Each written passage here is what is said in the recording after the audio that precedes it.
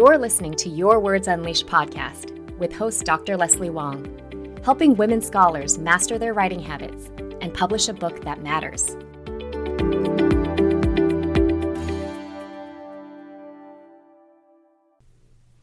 Hey there, scholars. Welcome to the 80th episode of this podcast.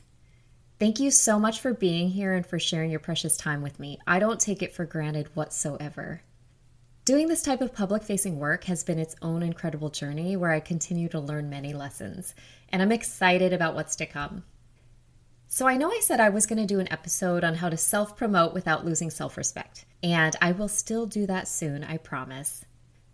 But today I felt called to give you some coaching through an exercise that helps you visualize your life 5 or 10 years from now.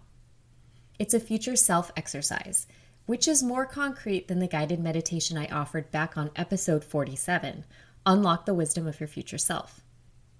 The reason I wanted to offer this now is to give you a view of your life when, ideally, the political, economic, and social crises of the current moment are in the rearview mirror.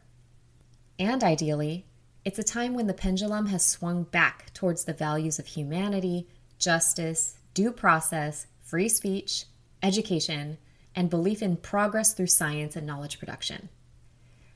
I think that now is a very good time to do some real reflection on what you want out of your life and career. We are finally past the first 100 horrible, chaotic days of Trump 2.0. And I think most of us can honestly say that things have been far worse than we had predicted. Yes, it was all spelled out in the Project 2025 manifesto. But if you're anything like me, you didn't have time to read the entire 900-page long document, and they actually counted on that. And as a side note, if you are interested in knowing the details, the group Democracy Forward has compiled a 48-page long guide to Project 2025 that you can download for free from their website. But I don't want to belabor all the terrible stuff that's happened and continues to happen, because that dominates the news and social media. What I think is really important to address is the fact that many academic institutions and individual scholars are facing their own worst-case scenarios. Now, this sounds like a bad thing, but it's not. Let me tell you why. When there's someone who's feeling a lot of fear and anxiety about something, one very powerful set of coaching questions to ask is, what is the worst that could happen? Then, what would you do? Now, the point of this is not to cause people to drop into negative or catastrophic thinking. It's actually meant to help us face the worst case scenario head on, and in doing so, deprive it of its power. Because a lot of what drains our energy is resisting the idea of the worst thing happening, and not actually the worst thing happening. So once we face this dreaded outcome and accept its possibility, there's space to recognize and consider a lot of other good options that fear can obscure. In short, truly imagining the worst can bring a lot of clarity. It allows us to treat our own core values as the guide to move us in a new and often better direction. So with that, let's figure out what you want that new direction to be. You can find the full transcript of this episode at yourwordsunleashed.com/80. So back on episode 47, I talked about why it's so important to connect with your future self. And by future self, I mean not only an older version of you, but also a wiser, more grounded, and more centered version of yourself. This person's calm and confidence comes from experience and knowing that everything will work out. Future self visualizations are an important part of coaching, and I've coached many clients to garner wisdom and support from their more evolved selves. And this is a particularly important exercise to do if you're on the fence about staying in academia, which is the case for maybe half to 3/4 of the people I work with. Through these visualizations, they are always able to tell whether or not they're still in the academy. And honestly, most of them still are, but they've found ways to make it sustainable and satisfying. As you can imagine, having this question resolved brings huge relief because there's no need to put more energy and worry towards it. But the exercise I'm going to give you is a bit less woo-woo, if you will. It's more about painting a detailed picture of what you really want your life to look like in the future. Writing it all down provides a sense of direction for your life by providing a destination to move towards. And most of us can probably say what we want our lives to be like in very general terms. Of course, we want to be healthy and happy and perhaps live in a particular place or do a certain kind of work. But rarely do we picture our life in vivid, visceral, and even mundane detail. The specificity of the details is actually what matters here. Now, before I give you the instructions, I just wanted to share my experience of doing this type of exercise for the very first time. Looking back, it was so accurate that it's spooky. So I was 39 and deeply unhappy with my life. I was burnt out from my faculty position, and I felt like I had sacrificed the best years of my life to academia. I was getting really bitter. I had lived in the same old apartment in Cambridge for 5 years, hanging out with all the same people, and nothing seemed to be changing for me, at least not in a positive way. What I wanted more than anything was a life partner and children, but I felt hopeless. So at that time, I started reading books by Martha Beck. She's actually a trained sociologist like me, but decades ago, she left academia to pursue her dreams to go down a wildly different, but ultimately very successful path. And she's one of the very first well-known life coaches in the US. If you're interested, you might want to start with one of her early books called Finding Your Own North Star. And I can also really recommend her book, Finding Your Way in a Wild New World.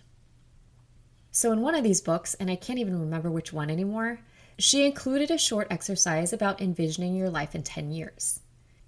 There were a number of detailed questions that revolved around a single day in your ideal future life.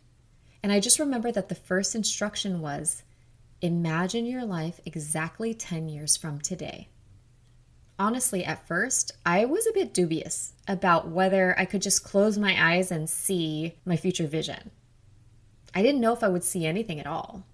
But I tried it, and what I envisioned in that one exercise totally changed the direction of my entire life. I closed my eyes, I put myself 10 years forward. I saw myself standing in a kitchen of a nice house where I knew I lived, making myself a cup of tea.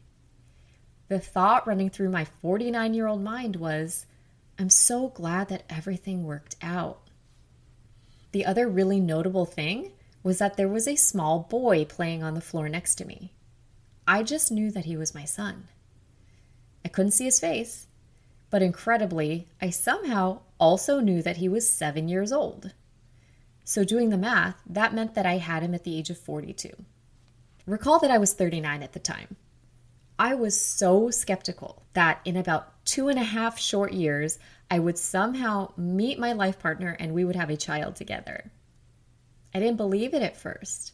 I mean, I had been single for most of my 30s, so I couldn't see how things could unfold that quickly for me.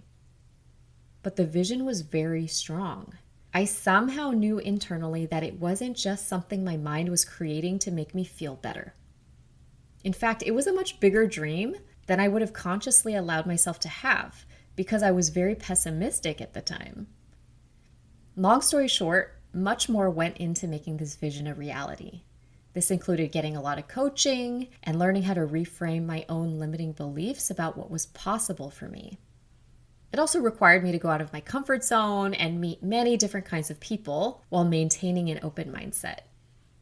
But it also all came true in exactly that way. I met my now husband when I had just turned 40.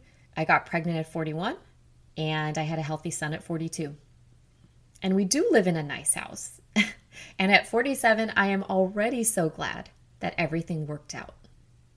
This is why when doing the exercise I'm about to give you, it's integral to dream big and envision a life where everything has gone as well as you had hoped. Try to set aside any doubts. Although, as I learned through my own experience, those doubts can be overridden by a deeper part of you that already believes everything you desire is indeed possible. So now let's get on to the exercise. Like I said, there are many versions of this out there. The one I'm going to give is inspired by designer and educator Debbie Millman, who herself got this from her own teacher. She talked about it on an episode of Tim Ferriss's popular podcast, which I'll link to on this episode's page on my website. I'm going to give you 3 separate steps, with the second one being the longest. And make sure you do this when you are in a relatively good mental state. So not when you're in the midst of grading finals and commencement activities, or dealing with students who used AI to write their papers or recently reappeared after not attending all semester. You get the point. Wait until you're in a place to really reflect and dream big. Here we go. Step 1. Grab a pen and a piece of paper, or you can type this into a document. Give yourself at least 30 minutes. Step 2.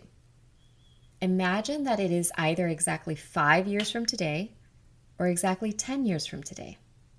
And just choose the one that feels better to you in this moment. Now you're going to write down what you're doing that day, from the moment you wake up to the moment you go to sleep. You're going to write this in full sentences and full paragraphs. No bullet points, please. Dream boldly and in vivid detail. What if you got everything you ever wanted with no fear of failure? Now get specific. Where exactly are you living? What country, state, city, neighborhood? What time do you wake up? Describe your bedroom. Describe your house. Describe your furniture. Describe who lives in your house. Do you have a significant other? Do you have children? Do you have pets? Describe your neighborhood. Now let's move on to your morning. What is your morning like? Where do you work? What time do you start work? What's on your calendar that day? If you still have a job, what kind of work do you do? What role do you play? Who are you working with? How do you feel about your job? What excites you about your work? What is your salary? Put down a number that feels good to you. What is your health like? And what about your relationships? With your partner, children, parents, siblings, friends, etc. What are your hobbies? How often do you travel? Write down what you're doing that afternoon and in the evening, all the way up until you go to sleep that night. Put your whole heart into it. Keep writing until you have no other desires left. Now, step 3 is simple but very important. Reread what you wrote every 6 months, or at least once per year. Put a reminder in your calendar now. And each time you read it, imagine that day in more detail. You'll actually start making micro decisions that guide you there. And that's it. So let's sum it all up. I've given you an exercise to design your own ideal future life. And of course, things may not work out 100% in the ways you've written about, but the essence of these things likely will. This exercise allows you to envision one day through the lens of all the things that matter most to you, which represent your core values. Having a holistic future life vision effectively propels you in a particular direction. Now, bear in mind that writing this all down is enough for now. A lot of times our minds spin into problem-solving mode where we worry about how to make specific things happen. We try to force things, and that often does not work out well. That's not the point here. Really, you've done this exercise to plant a powerful seed in your mind and your spirit that will help you recognize opportunities that move you closer to this vision. In 5 or 10 years, the world will be much different than it is today. At least for me, and probably for you as well, that provides a deep sense of relief. And I definitely need to do this exercise again soon, because nearly everything from the last time has come true. And if you do this, please consider sharing it with me. I'd love to hear what you come up with. You can email me at leslie@yourwordsunleashed.com. Sending you all good energy to get through this crazy time in one piece. I'll talk to you again soon.